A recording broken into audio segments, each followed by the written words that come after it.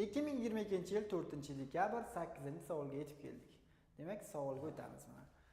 Xo'p, mana shu ifodani soddalashtirish kerak ekan. Bo'ldi. Oddiygina soddalashtirish ekan. Qaraymiz mana.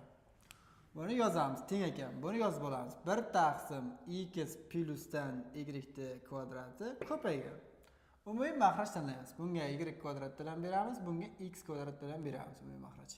Demak, x kvadrat plyusdan y kvadrat taqsim x kvadrat y kvadrat bo'ldi bu. Plus. Endi buni hisoblasak, x taqsim x plus y ni kubi mana.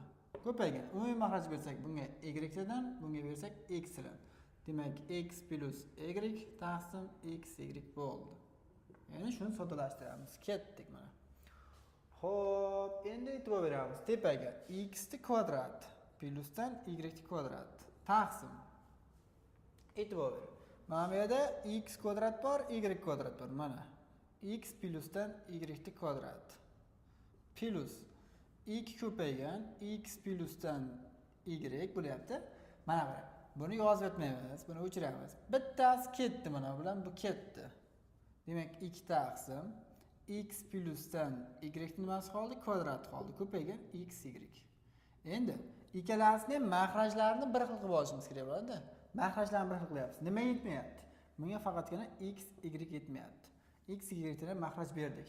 Ketdi. Surati qanaqa ko'rinishda bo'lib qoldi? Surati x kvadrat plyusdan ikkita x y plus y kvadrat bo'lib qoldi surati. Maxraji esa mana x kvadrat y kvadrat ko'paygan x plyusdan y ni nimasi bo'lyapti? Kvadrat. Buni yana ham soddalashtirsak, e'tibor beramiz mana. Tepasi nimaga kelib qolyapti? X plyusdan y kvadratiga kelib qolyapti. X plyusdan y ni kvadrati bo'lyapti tepasi. Maxraji esa x kvadrat ko'paygan y kvadrat ko'paygan x plyusdan y ni kvadrat. Qisqaradiganlari bu bilan bu qisqarib ketdi. Demak, javobimiz 1 taqsim x kvadrati ko'paygan y kvadratiga teng bo'lar ekan. Endi javoblarga e'tibor beraylik. Demak, B javob ekan. Mana shu bilan mana 8-savolimiz ham o'z nihoyasiga yetdi.